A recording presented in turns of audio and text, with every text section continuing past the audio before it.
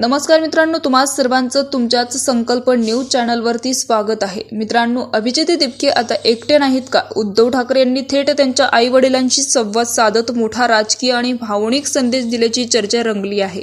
नेमकी काय बोलले, या संवादातून कोणते संकेत मिळाले, जाणून घेऊयात आजच्या व्हिडिओच्या माध्यमातून। राज्याचे माजी मुख्यमंत्री उद्धव ठाकरे यांनी अभिजित दिपके यांच्या कुटुंबियाशी संपर्क साधला। ठाकरे यांनी अभिजित दिपके यांच्या आई वडिलांना फोन केला।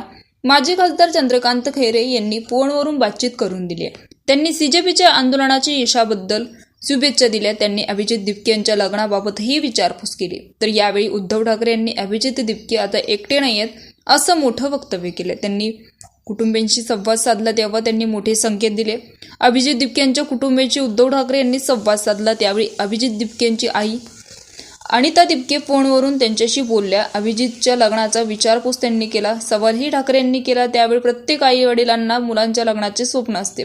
मी अभिजित यांना यापूर्वी सुद्धा या विषयाचं विचारलं होतं, पण या विषयाचा निर्णय तोच घेईल असंही त्यांच्या आई वडिलांनी स्पष्ट केलंय। शिवसेना नेते चंद्रकांत खैरे हे अभिजित दिपके यांच्या घरी भेटीसाठी गेले होते। त्यावेळी त्यांनी उद्धव ठाकरे आणि दिपके यांच्या कुटुंबात संवाद साधून दिला। त्यांनी व्हिडिओ कॉल लावला। खैरे हे जवळपास 1 तास दिपके यांच्या घरी होते। उद्धव ठाकरे यांनी दिपके कुटुंबियांना यावेळी विश्वास दिलाय की संपूर्ण विरोधी पक्ष हे अभिजित दिपके यांच्या पाठीमागे आहे। विद्यार्थ्यांच्या मागण्या पूर्ण होईपर्यंत त्यांचा संघर्ष सुरू राहणार। अभिजित दिपके यांनी कोणत्याही पक्षात जाणार नसल्याचं स्पष्ट केलंय। त्यांनी कोणताही नवीन पक्ष स्थापन करणार नसल्याचं सांगितलंय।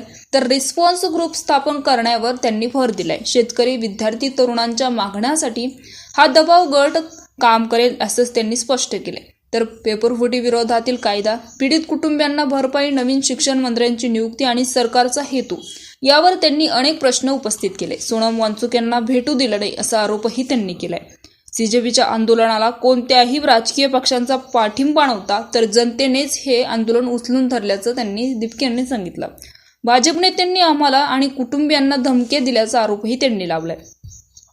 अभिजित दिपके यांचे कुटुंबीय छत्रपती संभाजीनगर मधील वाळूज बजाज नगर परिसरात राहतात।